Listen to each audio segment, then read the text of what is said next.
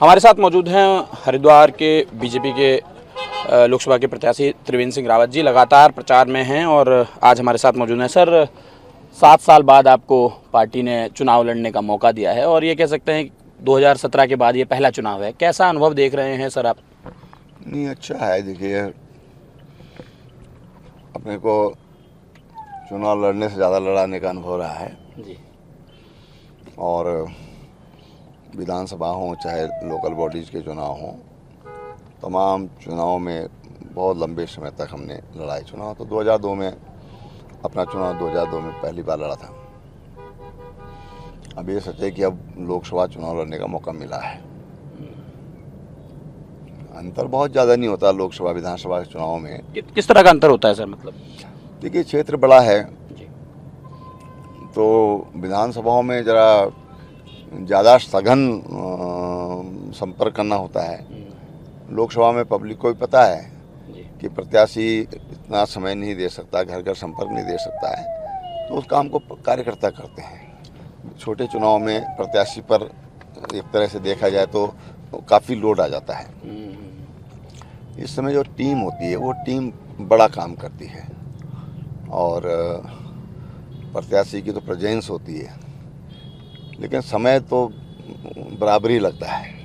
अच्छा सर, कांग्रेस की अगर मैं बात करूं तो कांग्रेस ने अपने एक युवा नेता को वहां से टिकट दिया है, लेकिन जहां तक लोग समझ पा रहे हैं और मैं जितना समझ पा रहा हूं कि आपकी जो लड़ाई है, चुनावी जो लड़ाई है, वो सीधे सीधे हरीश रावत से है।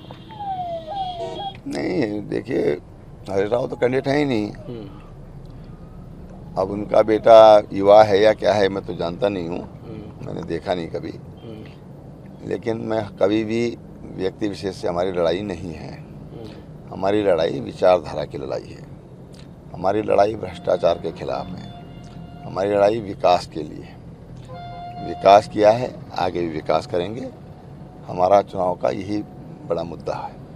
किन मुद्दों को लेकर आप जनता के बीच जा रहे हैं सर? क्योंकि कांग्रेस जो है वो, मैं कल हरीश रावत जी से बात कर रहा था तो उनका ये कहना था कि जनता जो है वो महंगाई से त्रस्त है और सबसे बड़ा मुद्दा हमारे लिए जो है वो महंगाई है। अब मैं समझता हूँ कि अगर पिछले 20 साल का अनुभव लिया जाए और उन आंकड़ों को इकट्ठा किया जाए तो मैं कहता हूँ कि जो महंगाई की गति है वो सबसे कम है, सबसे कम है। और इसलिए रावत जी का ये महंगाई वाला जो आरोप है, मैं समझता हूँ कि ये आरोप बिल्कुल निराधार है। आप क्या मानते हैं, कौन सा फार्मूला चलने वाला है इस समय बीजेपी का हरिद्वार लोकसभा सीट पर सर? विकास किया है, विकास करेंगे।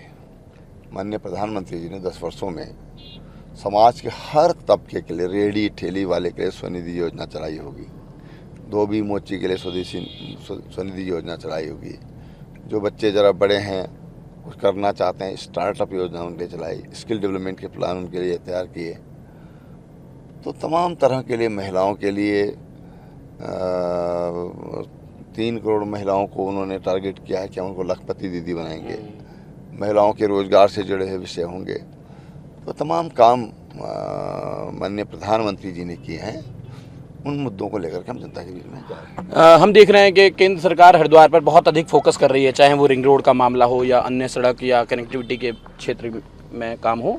लेकिन अगर त्रिवेंद्र सिंह रावत सांसद बनते हैं तो उनका क्या विज़न है हरिद्वार को लेकर के? क्या रूपरेखा आपने बनाई है इन चुनावी प्रचार के दौरान? आप क्या देख पा रहे हैं?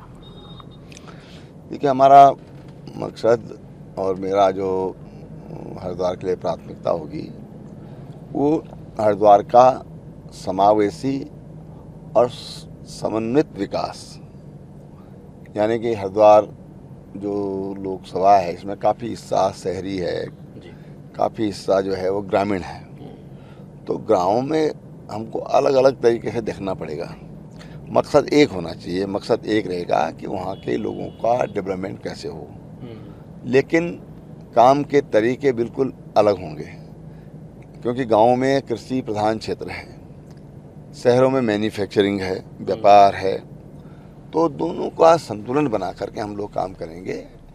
गांव और गरीब किसान और जो बाज़ार है, जो मार्केट एरिया, जो शहरी एरिया है, इनका आपसी तालमेल ये बहुत ज़रूरी है।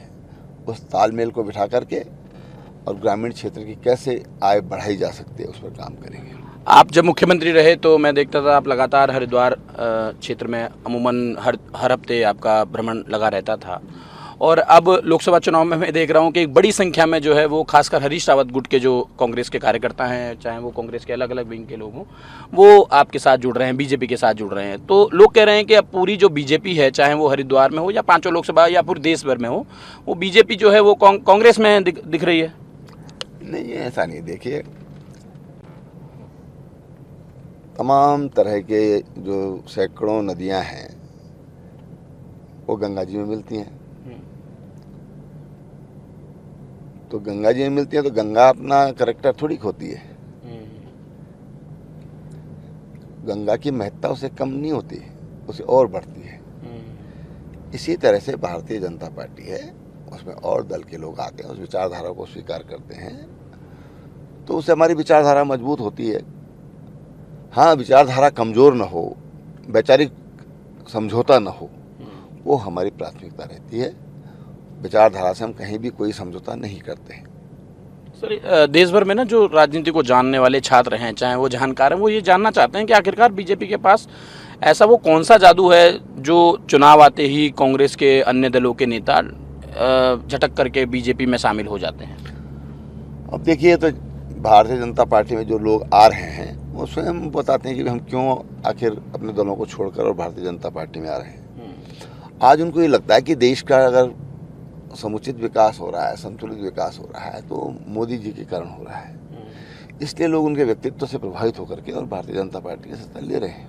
मैं फिर दोबारा से हरिद्वार पे आता हूँ। हरिद्वार एक ऐसी जगह है जहाँ पर रोजाना लाखों श्रद्धालु आते हैं, फ्लोटिंग पॉपुलेशन बहुत अधिक है वहाँ पर, और मुख्यमंत्री रहते हुए आपने भी कई योजनाओं का वहाँ पे लोकार्पण और काम को किया है। अभी आप जब हरिद्वार में घूम रहे हैं, खासकर शहरी क्षेत्र में, तो क्या देख रहे हैं, क्या ऐसा होना चाहिए जो आने वाले यात्रियों के लिए सुगम हो, सुरक्षित हो, ताकि यात्रा में आए यात्री एक संदेश लेकर जाएं, अच्छा संदेश लेकर जाएं कम से कम। बहुत काम हुआ है वहाँ पर। हमने मुख्यमंत्री रहते हुए वहाँ पर तमाम एलिवेटर रोड बनाई हैं, रोड सड़कों का चौड़ीकरण किया है। दूसरी चीज़, वहाँ पर एक रिंग रोड बन रहा है ताकि जो गढ़वाल जाने वाला ट्रैफिक है वो सीधा हरिद्वार को बाईपास कर जाए, या वहाँ से कोई ट्रैफिक अगर रोड की और यूपी, चंडीगढ़, हरियाणा की तरफ, दिल्ली की तरफ जाना चाह रहा है तो सीधा बाईपास हो जाए। इस ढंग का 2000 करोड़ का प्रोजेक्ट उस पर काम चल रहा है, बहुत तेज़ी से काम चल रहा है। मैं समझता हूँ कि उससे हरिद्वार का जो कंजक्शन है वो कम होगा। लेकिन हाँ, फिर हम कोशिश करेंगे कि वहाँ पर कुछ आधुनिक तरीके की जो पार्किंग है, मैकेनिकल पार्किंग है, उसकी वहाँ पर कोई व्यवस्था की जाए ताकि जो ट्रैफिक है, जो यातायात है, जो परिवहन है, वो सुचारू रूप से चल सके। एक पोर्ट ट्रेन को लेकर भी बात आ रही है, व्यापारी विरोध कर रहे हैं कि इस तरह की योजना शहर के बीच से नहीं निकलनी चाहिए। जो भी सांसद बने हमारी उनसे ये मांग है कि कम से कम इस दिशा में वो जरूर ध्यान दें। देखिए, जनहित सर्वोपरि है। अगर विरोध होता है और उससे वास्तव में हमारे व्यापारियों को या वहाँ के निवासियों को नुकसान पहुँचता है तो उसका रास्ता निकाला जाएगा। कोई भी ऐसा काम नहीं किया जाएगा कि जनता विरुद्ध हो, जनता के विरुद्ध हो, ऐसा कोई भी काम नहीं किया जाएगा।